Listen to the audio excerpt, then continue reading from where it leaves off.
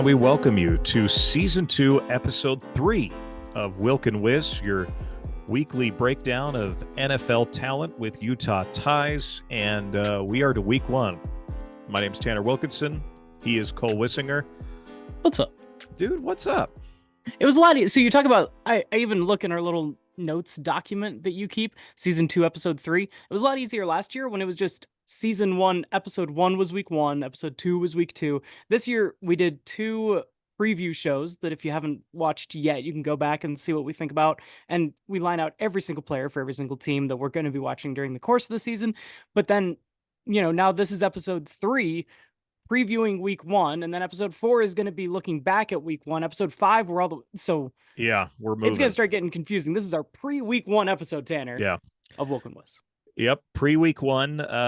One thing we still need to do is get our predictions finalized for who we have making the Super Bowl, and then getting in. By the way, where this is video this year, is your goal to have a different hat every episode? Because we both could probably pull that off. I was gonna say, I was maybe saving it for a couple episodes down the line when we started to see a theme, but the things you can expect of Wilk and Wiz is football fun and a different hat every episode. That's the goal. Yeah. And we recorded both episodes at the same time last week for our previews, so obviously that's not going to happen, but each time we record, I'm liking the hat today, though, a little dream team, which, by the way, not football related, but how great were the Olympics?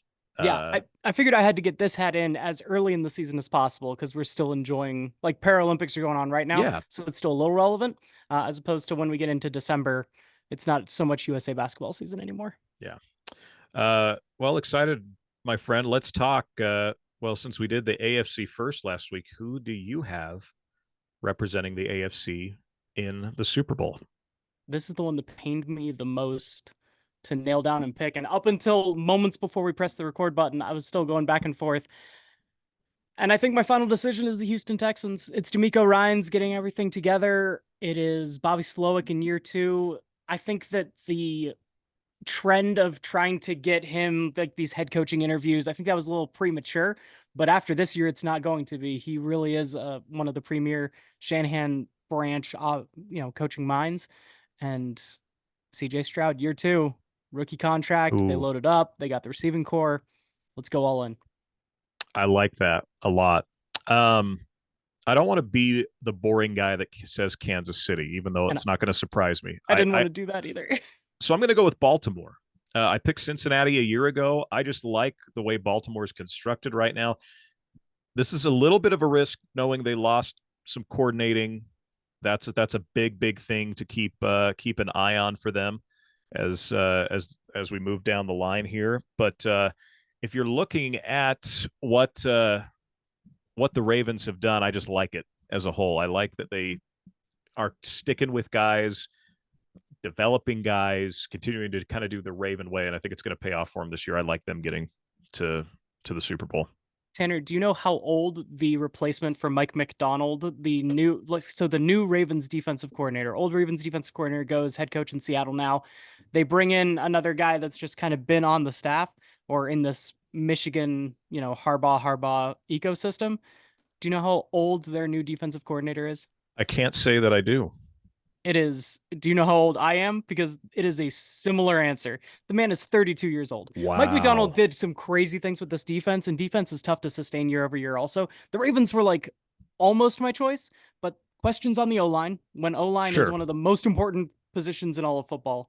And then having a 32-year-old defensive coordinator trying to sustain the magic that you captured lightning in a bottle last year, those are the reasons. I still think the Ravens are going to the playoffs, divisional round, maybe AFC championship, but we're going Texans for me. Let's hit the NFC. This is interesting. I can spoil mine. Please do. Offensive line is one of the most important things I look for. My 1 seed in all of the NFC is going to be my team that I pick into the Super Bowl as well as the Detroit Lions. I am going on another kind of. I feel like I didn't play it safe by not choosing Kansas City, but I picked the next safest bet, which is probably Baltimore. I'm not doing that here in the NFC. I think the NFC is kind of the Wild West, if you will, with the teams that are at the top. I like the Green Bay Packers a lot. I highlighted Jordan Love. Is that going to be it? Is that it? It is it. I Yes, love I Jordan. thought that was coming. I think Jordan Love has got such a great young supporting cast.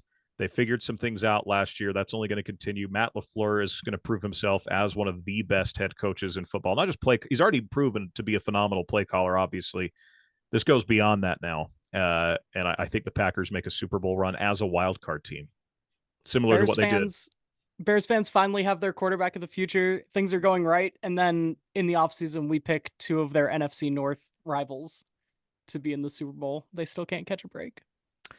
The Bears, the Bears, the Bears. No. So there you go. Now, who do you have winning between Houston and Detroit? That would be a phenomenal Super Bowl, by the way. In I our love it. lifetimes, a Houston Detroit Super Bowl seems implausible, but Yeah, there's a real shot. there's a real shot. And I would take the Lions. I think this is going to be the one last ride. Jared Goff gets hot once, and then Ben Johnson can go be a head coach somewhere else. But I think this is Detroit's time. Mm. See, I'm going to go with Baltimore. Well, I think just overall that Harbaugh experience over LaFleur would pay off in a Super Bowl setting where he's been there before and has won one before.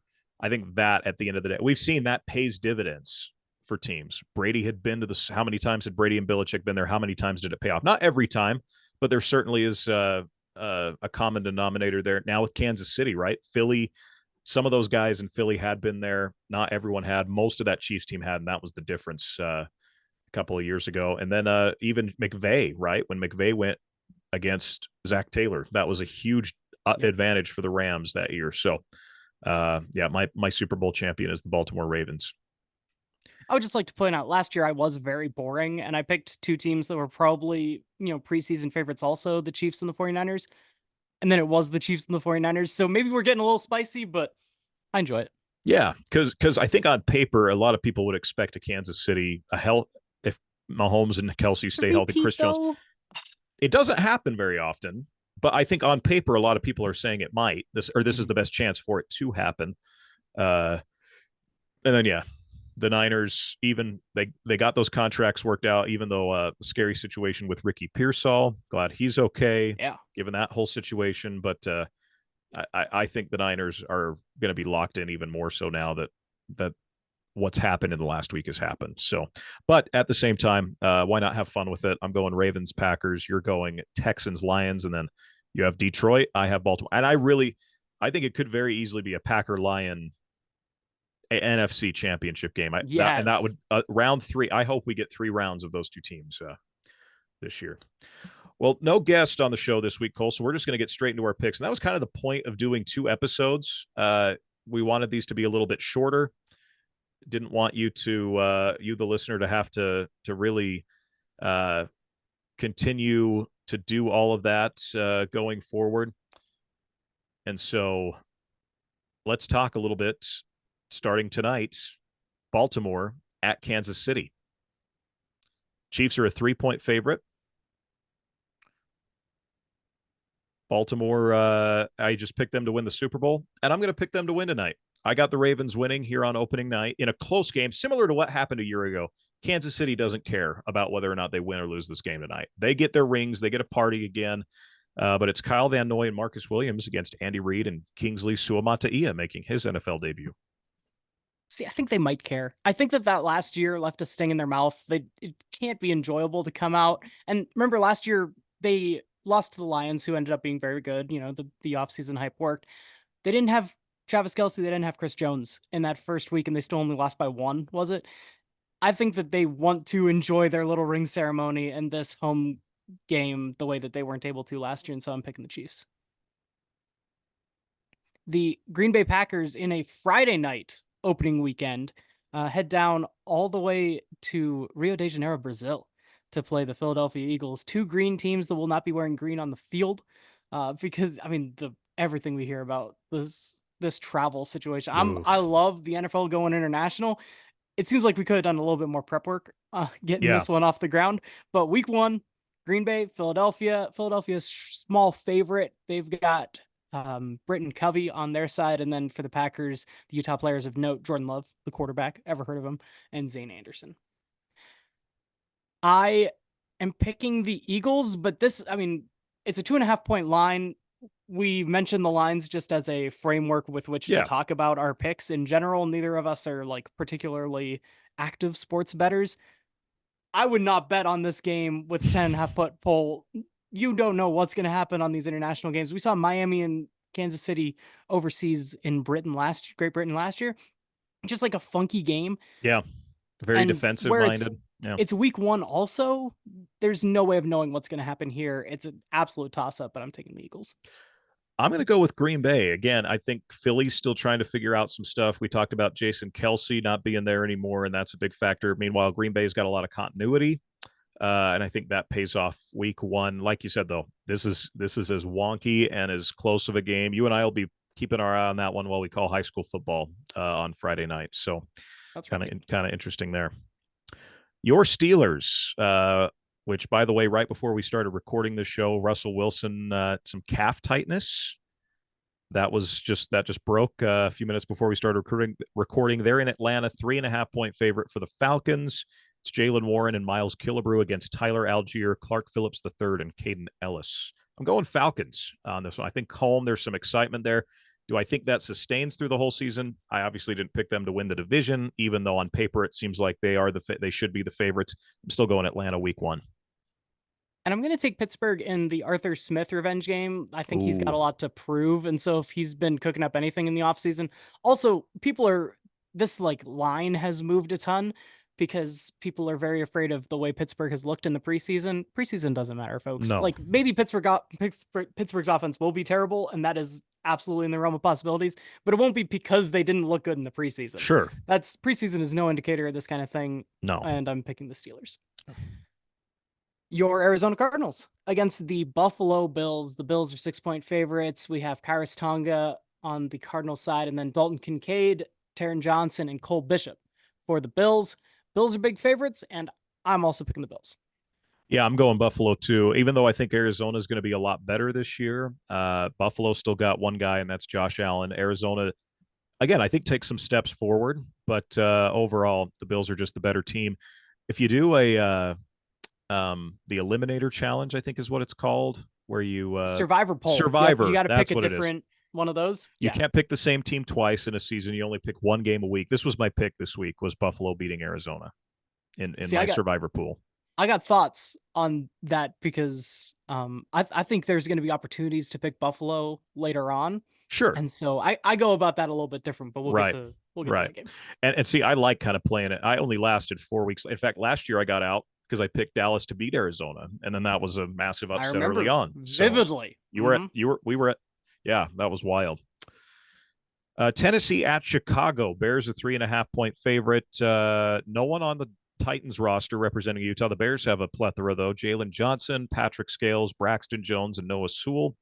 I'm going Chicago. I think Caleb Williams comes out with a bang, and I'd take the over on the points. Like I think they win by more than 4 points. So I'm taking the Bears.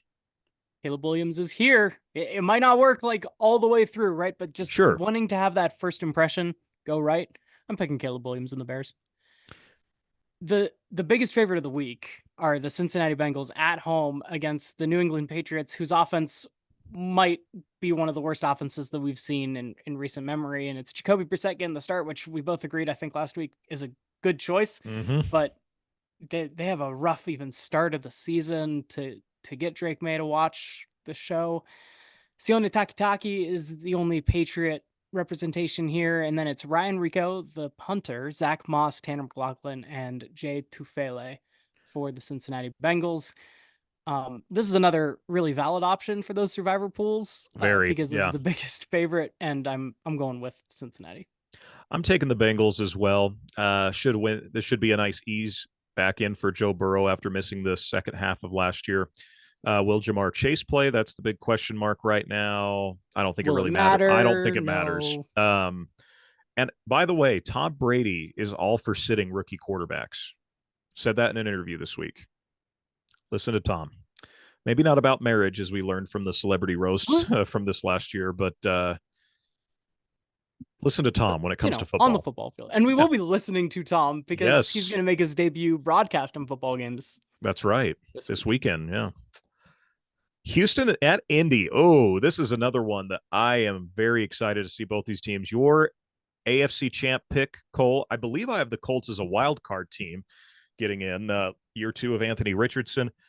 It's Dalton Schultz for the Texans against Blake Freeland, Julian Blackman, and Matt Gay for the Colts. I like Indy in this one. At home, maybe Houston's kind of figuring some things out still. I think Anthony Richardson's going to be juiced to go. Can he contain some of that juice, though? That's, I think, the big question, because I could also see him maybe overthrowing a little bit, doing a little too much, being excited to be back from injury. But I'm taking the Colts at home. Yeah, Anthony Richardson looked sloppy in the preseason, but I said it doesn't matter, and I'm picking the Colts here too. Week one, weird things happen. They do. Last year you had all of these weird narratives leading up, and we were picking against or picking for some teams that even over the course of the season we thought maybe wouldn't go, and we both did really decent in our week one. When it was just us doing the picking, and then we got shown up by a couple guests like Jacob Habel, who'll be coming on again this year, and we're already excited for it. I'm picking the Colts. Like, I really do think the Texans have a great shot at the entire season, but that initial, Anthony Richardson at home, all that juice, I'll ride that. Another AFC South team, Jacksonville, at Miami. Miami likes their home field advantage early in the season with the sun, 100-degree weather. Wearing the white jerseys. Opponents in the sun as well. Devin Lloyd on either side. He's on linebacker for the Jags. Is the only Utah representation, and I am going to take the Miami Dolphins. I think they have an incredible regular season in front of them. Yeah, I'm going with Miami as well. Just a big fan of Mike McDaniel as a whole, and then even what they did in the offseason. I don't know that it addressed a lot of their major problems that they had from a year ago, but they still got better. I think that's what's crazy. On paper, Miami got better. And I talked about Jacksonville kind of having some bad vibes. Will be interesting to see how they hold up there. I'm taking Miami as well. NFC South matchup, the Carolina Panthers, who had the worst record a year ago but did not end up with the number one pick because they gave it up to get Bryce Young, are at the New Orleans Saints. Saints a 4-point favorite. It's Brady Christensen against Taysom Hill, Jamal Williams, Dallin Holker, Rashid Shaheed, and Nephi Sewell. The Saints always have a ton of Utah connections. And I'm taking the Saints this week, too. I don't think New Orleans is any different than they really were a year ago, maybe slightly worse, given that Dennis Allen somehow is still the head coach of the Saints. But it's the Panthers. And while Carolina might be a little better, it's still going to take time. I like the Saints at home. This is my Survivor League pick, because once you pick a team, they're off the board. But with how many weeks there are in the regular season, you got to get through well over half of the total teams. And so this is the only opportunity I might ever take the Saints all year, but I will take them because I think Dave Canales will be able to get Carolina in the right direction going forward. Right off the rip, I don't think they'll have it all together. The offensive line had so many problems last year, and I think it'll bounce back, but it's going to be an issue. Chase Young, I mean, he looked good in the preseason. Doesn't matter, but he's still he's Chase Young, right? He can do what he does. Still a young guy, yeah. Yeah. And so I'm going to take the Saints here because I don't think I might never pick the Saints again during the course of the entire season, but this week I will take them. And so that's kind of like my Survivor logic, where if I can have a week where I'm going to pick a team that I don't think I will, that's the one I jump on. A real toss-up. Minnesota Vikings get 1.5 against the New York Giants in New Jersey, and it is, Tanner, pronunciation? Takai Taimani, who is the only Utah representation. Undrafted rookie, made the Vikings. Yeah. How cool is that?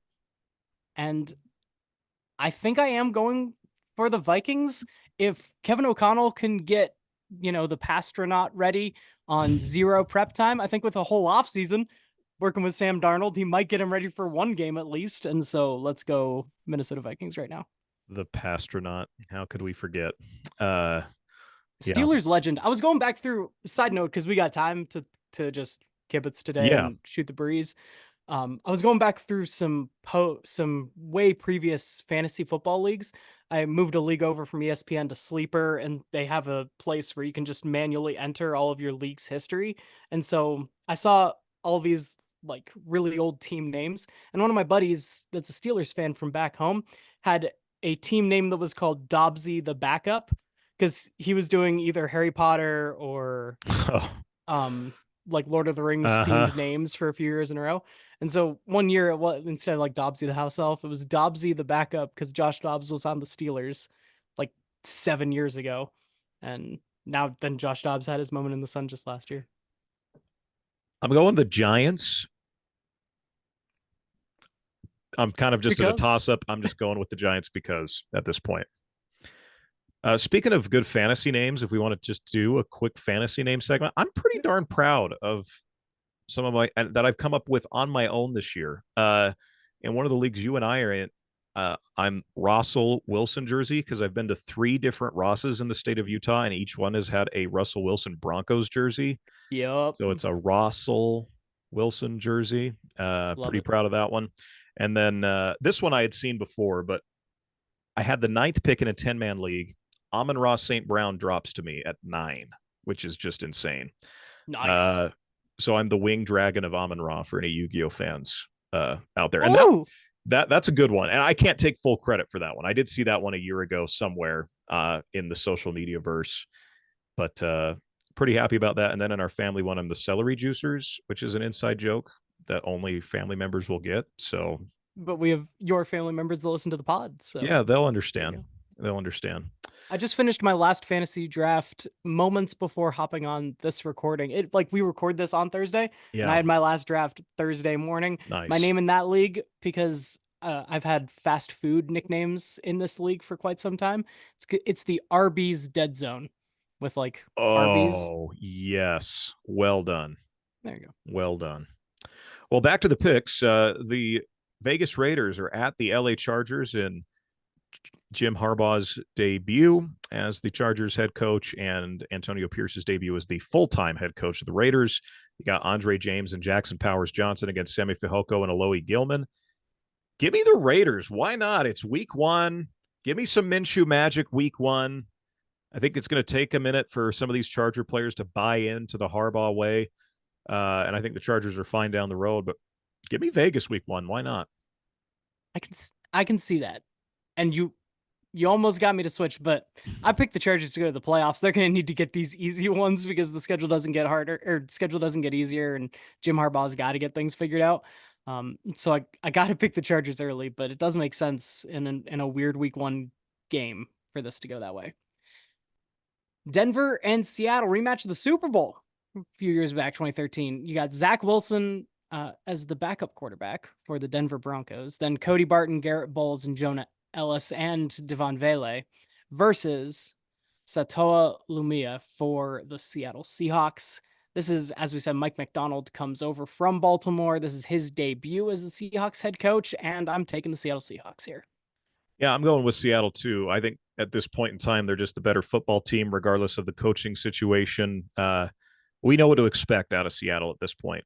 And whether that's good or bad, I think it's good for a week 1 to know what to expect out of your team. I'm very high on Kenneth Walker this year. I think he's got a chance to have a really solid season for them in the run game. So I'm going to go with Seattle as well. First-year head coach versus a first-year quarterback. This is another one where it surprises me to see the spread this big at Same, -6. yeah. I don't think I would be actually putting real money on this other than just you and me chatting and making our picks, because anything could go weird in week 1 with that little information to go on. Well, speaking of debuts, Tom Brady makes his broadcast debut. Dallas at Cleveland. Browns a 2.5-point favorite. Only guy with a Utah tie in this game, Mohamed Diabate, linebacker for the Browns. I'm going with the Cowboys. I just think they're a better team. Would it surprise me if the Browns came out and spanked them, given all the passive-aggressive drama that's happened in Dallas over the last week? Not at all. But I'm still taking the Dallas Cowboys. I think I'm taking the Cowboys as well. It's hard to figure out what's really going to go on with the Cleveland Browns. I didn't pick them to go to the playoffs in our like season long stuff, but I wouldn't be surprised if I actually picked the Browns in like 9 or 10 games during the course of this every week podcast that we do. But not this week. The Washington Commanders go on the road to Tampa Bay. The Buccaneers are a slim-ish favorite considering how terrible Washington's been, and they're starting a rookie quarterback and a rookie coach and a rookie front office and everything else. And yet Tampa Bay still only gets 3.5. It is Michael Davis and Bobby Wagner on the Washington side of things, and no representation for the Tampa Bay Buccaneers. I picked the Buccaneers in week 1 last year, and I was correct when everyone thought the Buccaneers might be the second worst team in all of football. Washington's kind of in that position this year where people assume that they're going to be terrible. And you and I both are sort of on the same page with Jaden Daniels that we don't think it'll have like lasting effect. We don't think he's probably going to turn into one of those franchise guys. But in week 1, in his first game, I'm going to take Washington. Yeah, why not? Why not? I'm going with Tampa Bay, though, in this one. I just think, again, better team. They know what to expect from both Baker Mayfield as well as Todd Bowles, and I'm a big Todd Bowles fan. I just am. I was kind of hoping that he wouldn't get promoted to Tampa and could come to Arizona, and that didn't happen, obviously. But I'm going Buccaneers this week. Sunday Night Football, a rematch of what was one of the funnest playoff games to my memory, one of the coolest scenes in Detroit a year ago. The Rams go back, Stafford versus Goff, round 2. First time in the regular season that these two have met up, to my knowledge. At least there was the playoff meeting last year where Stafford went back to Detroit. This is his second time back in Detroit. Puka Nacua versus Penei Sewell and Sione Vaki. Lions 4-point favorites. I'm not betting against that crowd. This city is fired up and ready to roll. I take Detroit. Yeah, I'm rolling with Detroit. Like we said in our preseason previews, they're my pick to be the 1 seed in all of the NFC, and I think they'll go to the Super Bowl from the NFC, and I think they're going to win the Super Bowl. And so, let's go Detroit. Jets at 49ers, Cole, to primetime Aaron Rodgers. What could go wrong on a Monday to open the season? At least they're not. Is Fred Warner and Mitch Wishnowsky versus Lucky Fotu. I think I'm going to pick the 49ers. The weird thing that people forget is that Zach Wilson ended up winning that game. I mean, not particularly Zach Wilson. It was Garrett Wilson making that catch in the end zone and then a punt return touchdown. But the New York Jets, I do not think will be able to win here in San Francisco this year. Yeah, I agree. I'm going Niners as well. I'm just not sold on the Jets. The Jets culture is so bad. And you go bring a guy like Aaron Rodgers in, that's not going to fix culture. And then he gets hurt. And that's really not going to fix culture. And now that culture is worse because Hassan Reddick refuses to show up after getting traded for. I'm just not sold on. I'm just sick of putting eggs in the Jets basket, any eggs at all. So picking the Niners. Well, there you have it, Cole. A good first pick 'em. A lot of mismatches, a lot of different picks for us. So it'll be interesting to see how we fare week 1. Good to be with you, my friend. Enjoy tonight. Enjoy the return of the National Football League. Oh, it's good to be back. We'll chat Monday night after Jets and 49ers. Yep. That's the new format worth mentioning one more time, coming to you twice a week. So we'll do the recap and how each of these Utah connections did during the course of Thursday, Friday, and Sunday and Monday action on Monday nights. And then it is Thursday before kickoff that we'll have our predictions and our guests each week. Yeah. Looking forward to it, my friend. He's Cole Wissinger. I'm Tanner Wilkinson. You've been listening to Wilk and Wiss, your bi-weekly update on Utah athletes in the National Football League and how they are faring. We'll catch up with you on Tuesday morning after week 1.